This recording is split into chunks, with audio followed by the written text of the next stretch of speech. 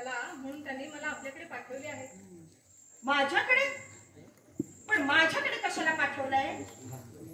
अहो मी काही आमच्या कुळाप्रमाणे साधू सळ ढोंग करत नाही, हा का कुणाला उपदेश देखील करत नाही. नाही म्हणायला माझ्याजवळ मंगळाईचा अंगारा असतो, म्हणूनच तिने माझ्याकडे पाठवलं असेल. तर मग ये बाई हो अशी. हा तुला माझ्या मंगळाईचा अंगाराच लावते. सांग पाहू का आली आहेस? मातोश्री, हा काही जरुरीचं काम असल्यामुळे तुकाराम महाराजांच्या दर्शनाकरिता वैष्णवी साहेब आल्या आहेत. चुलीत गेलं ते त्यांचं दर्शन आणि दृश्य. अगं त्यांना लागलंय खूळ. आणि तुमच्या या मूर्खपणाला म्हणायचं तरी काय? हा त्या शिवाजी राजाला दर्शनाला आणलं त्याची तशी वाट लावली, आणि आता हिला घेऊन आलाय. आणि हिला कुठे मुलखावर पाठवणार आहात काय हो पंढरी भाऊ? ओ तुमच्या सगळ्या पुरुषांच्या कानशिलावर ना डागच दिले पाहिजे. सवयच पडली आहे तुम्ही. म्हणजे एकूण एक सगळे पुरुष मेलेत नसले. तसं नव्हे मातोश्री, मग महाराजांनी वैराग्य घेतल्यामुळे आमच्या राज्याचा पाया ढासळला आहे. तो बे मारून बसवावा यासाठी आम्ही तुकाराम महाराजांकडे आलो आहोत. पंढरी भाऊ, अहो तुम्ही तरी आपले चावटच बोलतात की हो. अहो एवढे शिवाजीराजे आणि त्यांचे सरदार म्हणवता तुम्ही स्वतःला. अहो या एवढ्या राज्याचे पाया बसवायला तुमची अक्कल कुठे गेली होती चुली? अहो आमच्या पिसाट्याच्या हातून जर असे राज्याचे खांब जर सरळ झाले असते ना, तर मग आमच्या संसाराची कशाला राखरांगोळी झाली असती. अहो आमच्या पुण्यानं ढुंगणाचं सोडून कपाळाला गुंडाळलंय. माझं ऐकायचं असेल ना तर ऐका. माझ्या मंगळाईचा अंगारा घ्या. अहो बघताय काय असे? माझ्या मंगळाईचा तडाखा तुम्हाला ठाऊक नाहीये हो. आता शिवाजीराजे आमच्या पिशाच्या बरोबर इथे येतील. ते इथे आले की त्यांचा हात धरा आणि त्यांना फराफरा ओढीत राजवाड्यात घेऊन जा. बाई अशी दांडगाई केली तर आमची चांगलीच पूजा होईल. मग तुमचं तोंड कुठे शेण खायला गेलं होतं? हा माझं तोंड पहा ना कसं अगदी फटाफटा फुटाळे फोडतंय कसं ते. अहो या पुरुषाला ना माझ्यासारखा सवाई सोटाच मिळाला पाहिजे. हो मी आमच्या पुढ्याचा इतका पिच्छा पुरवते म्हणून सांगू. अहो म्हणून ते माणसात आहेत, नाहीतर मला सुद्धा कोणा वेळा चोरा चांडाळ्याचं स्वाधीन केलं असतं. बरं पण त्यात आहेत तरी कुठे? ते गेलेत मशनात तिकडे. त्या मेल्या विट्याच्या नावाचा जप करत बसले असतील. पण सासूबाई कसंही करून मला त्यांचं दर्शन करवा हो. मी तुमच्या पाया पडते, पदर पसरते, नाक घासते. मला काही करून सौभाग्य दान द्या. अगं उठ उठ उठ उठ उठ. या पोराला माझ्या मंगळाईचा अंगारा लावते. खटकाभरात त्याला गुण पडतो की नाही ते बघ.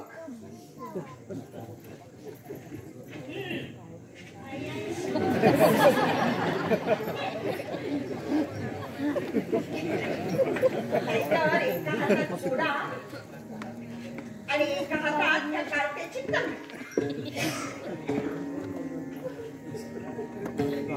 उठ.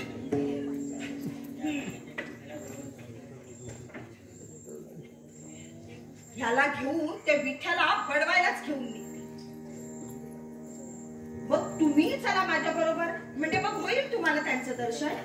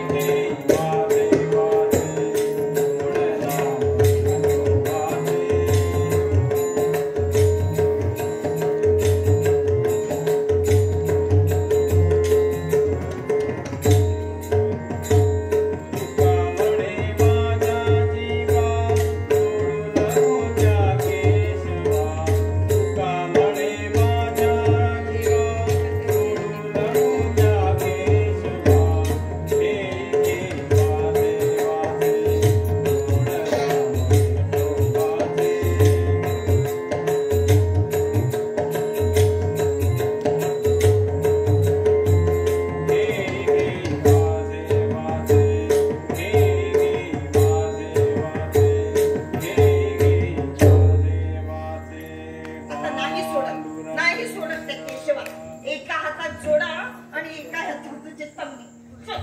अगं अगं अगं काय करतेस काय तू? या जोड्याने ना त्या केशाचं थोबाडच फोडते. अगं आई आई त्या केसाचा गुस्सा तो बघ फोड. हा. आधी मला तरी सोड. नादाला का? का म्हणजे काय? अलबत देईन मेल्या. 4 दिवस झालंय माझं पोट मुतखड्याने ठणठणा करतंय. पण त्याचं तुम्हाला काही आहे? त्या पोराला मूतखडा झाला आहे म्हणून त्याचा ठणाणा घरात तरी चालू आहे. हा. पण तुला काहीही बाधिक भरली नसताना तुझा धिंगाणा मात्र गावभर चालू आहे. हो अजून कुठे ते संपलंय? जेव्हा त्या विट्याच्या खाली या जोडा ना तेव्हाच माझं मन शांत होईल थोडं. आधी तो जोडा बाहेर फेक पाहू. अगं माझ्या विठ्याचे पाय जोडाचे सोडलेस आणि ते गोम्या चांबाराचं तुटकं खेटर सोडतेस. काय म्हणावं काय तुला? मला वेळ लागलाय असं म्हणा हवं तर. अहो पण ह्या पोराच्या कळवळा माझ्याच्याने पाहावत नाही हो. पाहवत नाही ना तर आमच्या जवळ औषध मागा. थांबा हा.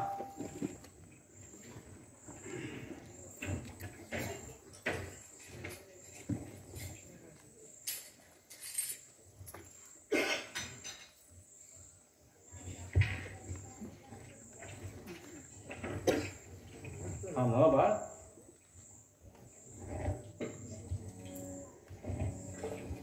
महादेवा हे पांडुरंगाच्या पायाचं तीर्थ आहे.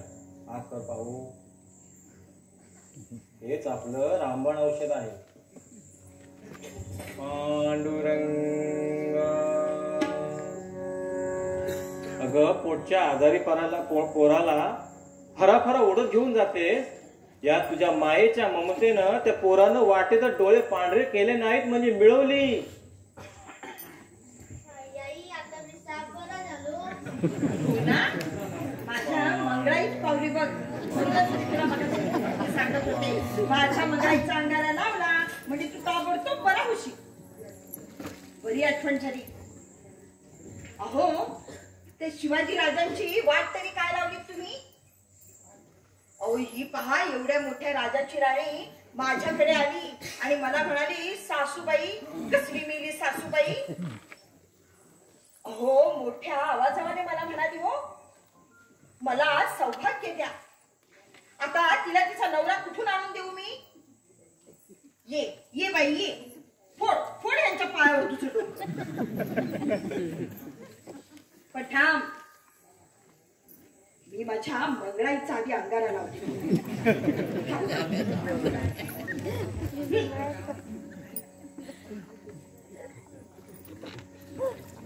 पण आता पाय. पांडुरंग. मातोश्री पांडुरंग तुमचं कल्याण करू. पांडुरंगावर विश्वास ठेवा. काय हो? अहो नको ती फसवणूक कसली करताय तुम्ही तिची? हा अहो त्या मेल्या ढोंग्यांचं काय चाललंय माहितीये? हे तुम्हाला नाही समजायचं. ते माझं ना मीच जाणे. अहो तुम्ही यांच्या पुढे डोकं पडून काही उपयोग नाही व्हायचा त्याचा. पण तसं कशाला? ते पहा शिवाजी महाराज इकडेच येत आहेत. ते आले की त्यांचा हात धरा आणि त्यांना इथून ओढत घेऊन चला. आता काहीही झालं तरी हे पाय कायमचे सोडायचे नाही. अरेच्या कुठेही जा जिथं मायेचा प्रवेश नाही असं ठिकाणच नाही. आता हेच पहा ना पांडुरंगाच्या मंदिरासारखा दुर्भेद्य किल्ला, त्याला लागून इंद्रायणीसारखे खंडक, सद्गुरू तुकाराम महाराजांसारखे जागते पहारे करून मग अशा मोठमोठ्या धोंडी या शिवाजीच्या मार्गात आल्या तरी हा शिवाजी आपल्या बाहुबलाने त्या अशा बाजूला करी. महाराज मशनात गेले तुमचे महाराज. काय हो ही एवढ्या लांबून रात्रवची इथे तरातरा आली आणि तुमच्या जवळ आली तर तुम्ही हिला झिडकारली. अहो काय म्हणावं तुमच्या पुरुषार्थाला? असली अरे रवी मला नाही आठवायची. अहो अहो ही एवढी तुमच्या दरवाजात आली तरी तुम्हाला त्याचं काहीच नाही. पण मातोश्री, सगळ्यांनीच भेडसावून सोडल्यावर माणसाने जगातून उठू नये तर काय करावं? कारण या माया ममतेनंच तर आजपर्यंत सर्वस्वचा घात केला आहे. आणि म्हणूनच आम्ही विठ्ठलाचे दास झालो आता, नको माया ममता आणि कांची, असं तुकाराम महाराजच म्हणतात. ते झक मारतात.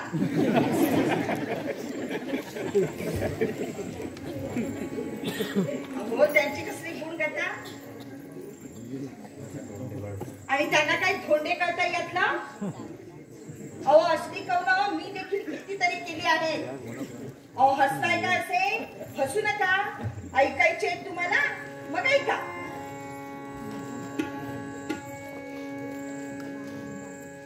मंगळाईच्या नवसाने ग नवसाने, मंगळाईच्या दरबारी ग दरबारी, माया ममता आहे सारी सारी ग,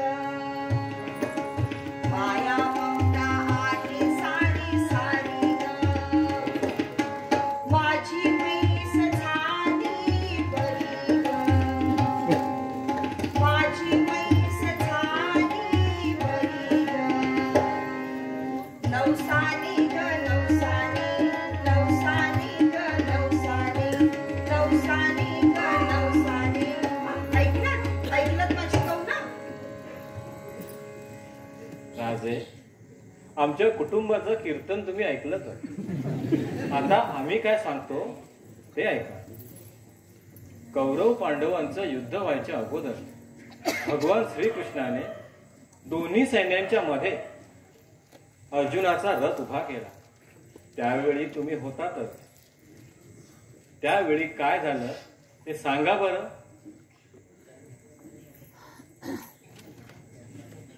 त्यांनी आपलं मड सांगितलं होतं. पण तुम्ही आता राजाला काय सांगायचंय ना ते सांगा. कौरव सैन्यात आपले आप्तइष्ट मित्र पाहून अर्जुनाला मोह उत्पन्न झाला आणि आप्त बांधव मारून मला हे राजवैभव नको, मी आजन्म वनवासी राहील पण युद्ध करणार नाही, असं म्हणून अर्जुनानं गांडीव धनुष्य खाली टाकलं. चुलीत गेले ते धनुष्य. अहो राजाला आधी मनुष्य पण सांगा, मनुष्य पण. पुढं अर्जुनाचं अनाटाई वैराग्य पाहून भगवान श्रीकृष्णानं 18 अध्याय गीता सांगितली. त्या गीतातलेच काही शब्द मी तुम्हाला सांगतो. आम्ही आमच्या गाठचं काहीही सांगत नाही, तर शब्दांची उच्छिष्टे बोलतो उत्तरे, कायम्या गव्हारे जाणावे ते, पांडुरंग पांडुरंग. महाराज, आपली वाणी अभंग असून शिरसाबंदी आहे. आपण उपदेश करावा, मी अनुग्रहाला पात्र आहे.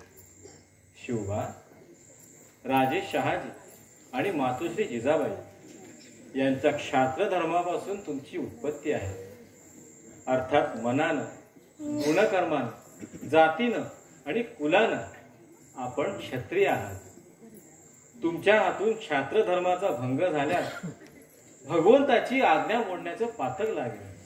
म्हणून म्हणतो, तुम्ही हल्ली स्वीकारलेलं कर्म हे तुमचं नाही, तर तुमचं मन, तुमचं बीज, तुमची वासना आणि तुमचा स्वभाव हे पूर्णपणे क्षात्र धर्माचे आहे. तुम्ही आपला धर्म सोडून या महापापाचे अधिकारी होऊ नका. हे काय महाराज, माझं मन भगवंत चिंतनाकडे वळून सुखाचा मार्ग तुम्ही दाखविला आणि आता तोच मार्ग पापाचा आहे असं म्हणता आणि मला पुन्हा संसार बंधनात पडण्याविषयी आग्रह करता. याचा अर्थ तरी काय? राजे, उगाच फलत्या शंका मनात आणून आड मार्गाने जाऊ नका. भगवंतानं जो राजमार्ग तुमच्या पुढे ठेवलेला आहे त्याच मार्गाचा अवलंब करून अंबरीश, धर्म, जनक इत्यादी राजांप्रमाणे राजश्री व्हा. घ्या घ्या. म्हणजे यांनी आपल्या कुटुंबाची वार्ताहत लावली ती लावली.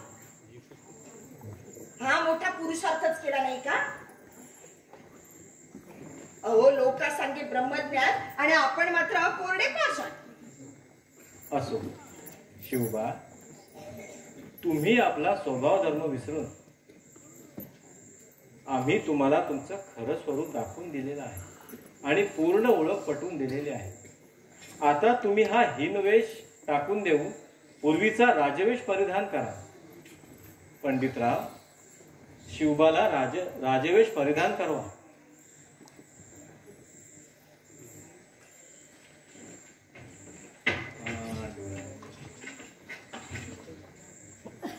झालं ना बाई तुझ्या मनासारखं. आता मिळालेला तुला तुझा नवरा. अगं ये मंगळाई, हा. अगं जरा इकडे ये. राजे शिवाजी सहकुटुंब आपल्या घरी आले आहेत. त्यांना आपल्या घरातून काही प्रसाद आणून देशील की नाही? या आता आपल्या घरात काही धोंडे आहेत म्हणून त्यांना देऊ. अगं धोंडे नकोत ग, ते आपल्या घरीच ठेव. पुढे पाठीमागे कधीतरी उपयोगी पडायचे. हो, माझ्या मनावर घालायला उपयोगी पडायचे. आता एक करा ना, माझे हातपाय तोडा आणि द्या त्यांना प्रसाद करून. छे छे, अगं तुझ्या हातापायांचा प्रसाद आपल्या पोराटोळांना रोज मिळाला पाहिजे, नाहीतर त्यांना चुकल्यासारखं होऊन ती रोडावती. हे बघ, घरातले सर्व कानेकोपरे नीट तपासून पहा, काहीतरी मिळेल. तो पहा, पांडुरंगाच्या चरणांपाशी नारळ आहे. तोच नारळ प्रसाद म्हणून राणीसाहेबांना द्या. राणी साहेबांना कशाला हवाय नारळ? मला वरणात खायला मिळेल. तू वेडीच आहेस. आण इकडे.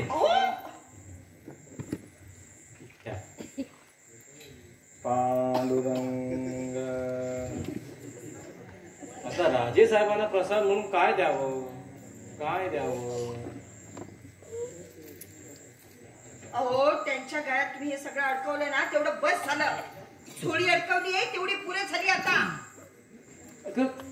ते तिथे काय दिसतंय ग? अहो, ती तुम्हाला गिळायला ठेवलेली दुपारची शिळी भाकर आहे. मग ती शिळी भाकर राजांना प्रसाद म्हणून द्या. अहो, काय बनायचं आहे?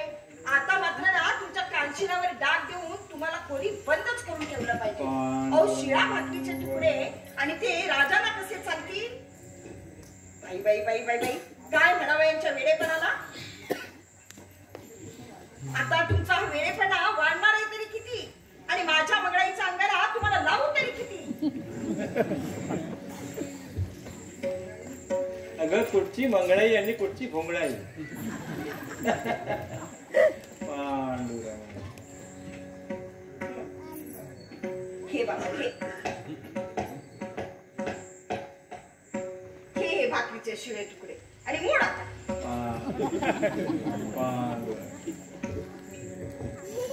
बर शिवबा, आता तुम्ही मातोश्रींच्या दर्शनाला चला कसे? पंडितराव, शिवबांच्या प्रयाणाची तयारी तुम्ही केली असेलच. राजे, तुम्हाला मी शेवटचं इतकंच सांगतो की आत्मारामी मन ठेवून या बाहे, रामदासी राहे आपण या. तुका म्हणे राया धन्य जन्मस्थिती, त्रैलोक्य ही ख्याती कीर्ती तुझी. पांडुरंग. महाराज, आपली आज्ञा शिरसाबंदी आहे. येतो आता. पण पुन्हा एकदा पांडुरंगाच्या नामसंकीर्तनाने आमचे कान पवित्र व्हावे अशी इच्छा आहे. ठीक आहे. पांडुरंग तुमचं कल्याण करो. पांडुरंगानं तुमच्या संबंधाचं आमच्यावरचं मोठं अपयश टाळलं. तेव्हा चला सर्वजण आपण पांडुरंगाच्या दर्शनाला जाऊया आणि करूया त्याच्या नावाचा जय जयकार. राधा कृष्ण गोपाळ कृष्ण, राधा कृष्ण गोपाळ कृष्ण, राधा कृष्ण गोपाळ कृष्ण, राधा कृष्ण गोपाळ कृष्ण. तुम्ही नका जाऊ त्यांच्या मागं. तुम्ही आपल्या चला घरात. मी आपली तुमच्यासाठी लसणीची चटणी करते आणि बाजरीची भाकरी करते.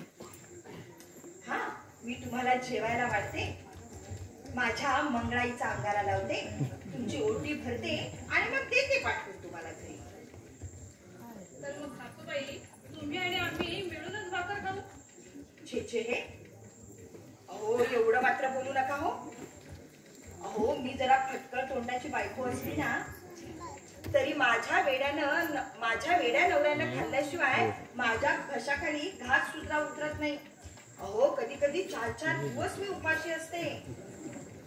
तुम्हाला खोटं वाटत असेल तर याला साक्ष माझ्या सासरचा खंडोबा आणि माहेरची मंगळाई. बरं चला चला माझ्याबरोबर.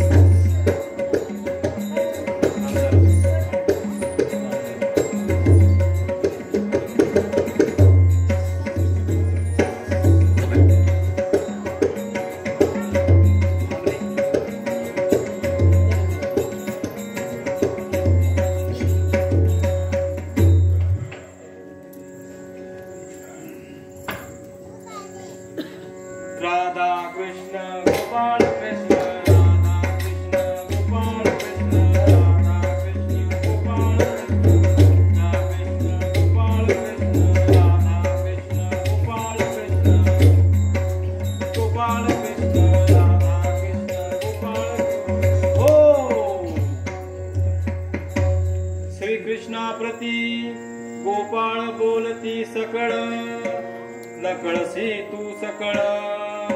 आहा हा आहा राधा कृष्ण गोपाळ कृष्ण राधा कृष्ण गोपाळ कृष्ण राधा गोपाळ कृष्ण राधा कृष्ण गोपाळ कृष्ण.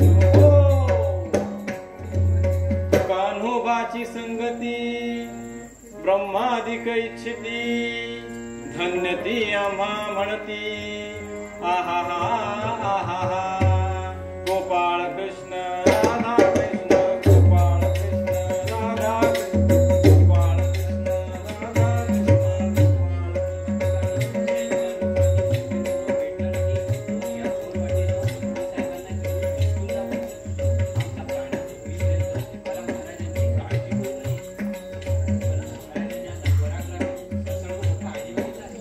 आणि अशा आणीबाणीच्या प्रसंगी तुम्ही आम्हाला इथून पळून जायला सांगता. छे छे पंडितराव, तुम्ही या शिवाजीला अजून पुरतं ओळखलं नाही. तुमच्यासारखे जीवाला जीव देणारे सहाय्यक आणि मित्र, परमपूज्य तुकाराम महाराजांसारखे सद्गुरू आणि भजनात दंग असलेले भाविक यांचे प्राण संकटात टाकून स्वतःच्या शूद्र देहाची पर्वा करणारा आणि एखाद्या शेंदाळ शिपायाप्रमाणे पळून जाणारा हा शिवाजी नव्हे, हे फक्त लक्षात ठेवा. कुणी प्राण असेपर्यंत हजारो शत्रूंशी मी एकटा झुंजेल. अहो एवढंच काय, जर माझी गर्दन जरी छाटली गेली तरी नुसत्या धडाकडून शत्रूला लोळवी, तेव्हाच या देहाचं विसर्जन करी. वाह वाह वाह वाह, काय गोष्ट आहे रे. केशी अशी मारिले, सकटा अशी चूर्ण केले, दोन्ही वृक्ष उन्मळिले. अरे रे गोपाळ कृष्ण राधा कृष्ण गोपाळ कृष्ण राधा कृष्ण गोपाळ